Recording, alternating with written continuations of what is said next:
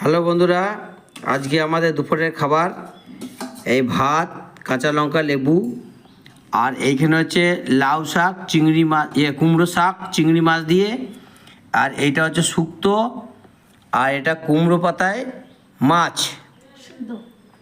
কুমড়ো পাতায় মাছ সেদ্ধ, যেটা ভাপা বলা হয়। এইটা হচ্ছে আজকে আমাদের দুপুরের খাবার।